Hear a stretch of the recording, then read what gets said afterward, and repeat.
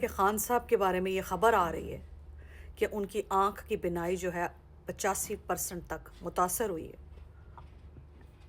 اور یوں کہہ لیں کہ 85% تک وہ آئی ویژن جو ہے لاسٹ ہو گئی ہے ان کی، یا انہوں نے لوز کر دی ہے، اور صرف 15% ان کو نظر آتا ہے، اور وہ بھی بہت دھندلا نظر آتا ہے۔ تو جو میری صبح کیفیت تھی کہ میں آپ کو بتا نہیں سکتی نا، میں اتنی زیادہ پریشان ہوئی ہوں، اتنی زیادہ میں سٹریسڈ آؤٹ ہوئی ہوں، اتنا مجھے دکھ اور تکلیف ہوا ہے کہ میں آپ کو بتا نہیں سکتی۔ میں نے فوراً اپنی دوست اور نیبر کو ٹیکسٹ کیا اور میں نے کہا آج کا پلان کینسل ہے، I am not feeling well and I am not in my state of mind and it looks like I am not feeling okay, so is it okay we can go tomorrow? تو اس نے کہا ہاں انشاءاللہ کل چلے جائیں گے، کوئی ایسا مسئلہ نہیں ہے۔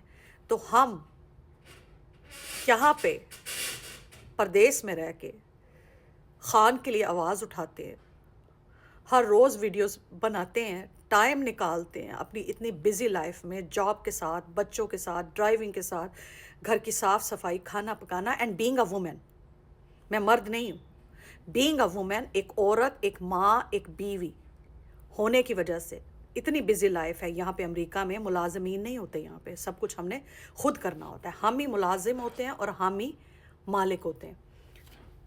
تو اتنی بزی لائف کے باوجود بھی ہم اپنی زندگیاں خطرے میں ڈالتے ہیں، خان کے لیے آواز اٹھاتے ہیں، اور ملک کے اندر جو دہشت گرد اور بدماش مافیا مسلم لیگ خونی نواز، زرداری بیماری جیسا ڈاکو فرعون نما اور کرپٹ ملٹری اسٹیبلشمنٹ، اس وقت کا ڈکٹیٹر مارشل لا نافذ کرنے والا عاصم منیر، خود ساختہ دھونس، زبردستی اور اپنی ذہنی مریض ہونے کی جو علامتیں پاکستان میں دکھا رہا ہے، اس کے خلاف جو ہم جنگ لڑ رہے ہیں، اور ہم ہر پلیٹ فارم پہ آواز بھی اٹھا رہے ہیں، جنگ بھی لڑ رہے ہیں، اور ہمیں جب پتہ چلے کہ خان صاحب کی طبیعت خراب ہو اور ہم اپنی تمام دن بھر کی ایکٹیویٹیز یا اپنی جو ایک سورس آف انٹرٹینمنٹ ہے اس کو سیٹ اسائڈ کر دیں، اس کو پوسٹ پون کر دیں، اس کو پینڈنگ کیو میں ڈال دیں، پردیس میں رہتے ہوئے 10,000 مائل دور رہتے ہوئے، امریکہ میں رہتے ہوئے اتنی ہم تکلیف محسوس کریں، تو آپ 28 کروڑ عوام جو پاکستان میں دن رات کھانے پینے میں مصروف ہیں، کنجر خانے میں، ناچ گانے میں، بسنتے منانے میں، اور اب پی ایس ایل کی تیاری میں مصروف ہے، آپ کو نہیں پتا کہ آپ کی اولادوں کے لیے ہی وہ بندہ لڑ رہا ہے، آپ کی نسلوں کے لیے ہی وہ لڑ رہا ہے، ان نون لیگیوں سے آپ کی جان چھڑانا چاہتا ہے۔ اس زرداری بیماری ڈاکو نے تو مر جانا ہے، اس کی حالت ایسی ہے، اس سال انشاءاللہ وہ مر جائے گا۔ خسرا بیٹا اپنا بلاول آپ کے لیے چھوڑ کے جا رہا ہے، جو آپ کو رقص و سرور کی محفلیں سکھائے گا اور آپ سارے مردوں کو خسرا بنائے گا اگر وہ آ گیا تو، اور اس کے ساتھ ساتھ اس کی بہن دھڑا دھڑ خرگوش کی طرح بچے پیدا کر رہی ہے، کیونکہ ان ناسور اولادوں نے کل کو سندھ کی پارلیمنٹ میں بیٹھنا ہے اور سندھ کی بچی کھچی ساخت کو لوٹ کے کھا کے تباہ کرنا ہے، اور ساتھ ان کے چندی چور، ہواری اور ہڈی چاٹ ایم کیو ایم، وہ بھی نقب لگا کے بیٹھے ہوئے اس طاق میں ہے کہ ادھر زرداری کی آنکھ بند ہو تو کوئی 4 دن کی سکھ کی روٹی ہمیں بھی کھانے کو مل جائے، وہ بھی لائن میں لگے ہوئے ہیں۔ اور کرنٹ اور corrupt military establishment, Asim Munir جیسا ذہنی مریض، وہ اس وقت ملک پہ جو نافذ ہے، سارے ریٹائرڈ، سارے ایکسپائرڈ بڈھے جرنل، بریگیڈیئر، سب کو اٹھا کے ہر محکمے میں سی ای او، ڈائریکٹر جنرل، اور پتہ نہیں کہاں کہاں سے ان بے روزگاروں کو اس نے روزگار دلوایا ہوا ہے، اور 5300 ارب کا ملک کو چونا لگا کے، اور ہر جگہ شہباز شریف کے ساتھ کشکول لے کے ملک کے لیے قرضہ مانگ کے لاتا ہے، پر ملک اور عوام پہ نہیں لگاتا، اپنے ذاتی اکاؤنٹوں میں بناتا ہے، اپنی بچیوں کو سفارتی پاسپورٹ دلواتا ہے، بیرون ملک کی شہریت لے جائے گا۔ یہ آپ دیکھ لیجئے گا، جس دن یہ ذہنی مریض عاصم منیر ریٹائر ہوگا، یہ دیکھ لیجئے گا، یہ کینیڈا نکل جائے گا، یہ آسٹریلیا نکل جائے گا، یا کسی اور ملک نکل جائے گا۔ ان سب کے خلاف ایک عمران خان لڑ رہا ہے آپ کے لیے، آپ کچھ اور کر سکیں یا نہ کر سکیں، اس کے ساتھ کھڑے ہوں، اس کے لیے آواز اٹھائیں، مار پڑتی ہے پڑھنے دیں۔ میرے بھائی کو اٹھایا 5 دن، انہوں نے 5 دن اٹھا کے رکھا تھا اسے، کیا اس کے بعد میں نے ویڈیوز بنانا چھوڑ دی؟ میں ان سے ڈرنے والی نہیں، میں خود اپنی سوچ سے، اپنی سمجھ سے، اپنی عقل سے، اپنی مرضی سے اور اپنی وش سے خان کے لیے ویڈیوز بناتی ہوں، پاکستان کے لیے بناتی ہوں، پاکستان کی عوام کے لیے بناتی ہوں۔ میرے ماں باپ کا یا میرے بہن بھائیوں کا ویڈیوز سے کوئی لینا دینا نہیں، کوئی تعلق نہیں، وہ سوشل میڈیا پہ ہے ہی نہیں، صرف مجھے زج کرنے کے لیے یا مجھے روکنے کے لیے یا مجھے اذیت دینے کے لیے انہوں نے میرے بھائی کو 5 دن ایجنسیوں نے اٹھا کے رکھا تھا اس عاصم منیر ذہنی مریض کے اشاروں پہ. تو کیا کر لیں گے؟ یہ مار دیں گے. زندگی اور موت اللہ کے ہاتھ میں ہے، یہ یاد رکھنا.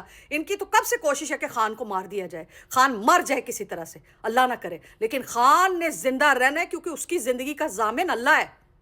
میری زندگی کا ضامن بھی اللہ ہے اور آپ کی زندگیوں کا ضامن بھی اللہ ہے. اور یہ ذہنی مریض عاصم منیر، بہت اچھا نام اس کا رکھا گیا ہے، ذہنی مریض عاصم منیر. یہ بھی اللہ کے آگے گڑ گڑاتا ہے اپنی زندگی اور صحت کے لیے. تو اس سے آپ ڈر رہے ہیں؟ باجوے کا حال آپ نے دیکھ لیا، سور کی طرح باتھ روم میں نیم مردہ حالت میں پڑا ہوا تھا. یہ اللہ کا عذاب شروع ہوا ہے.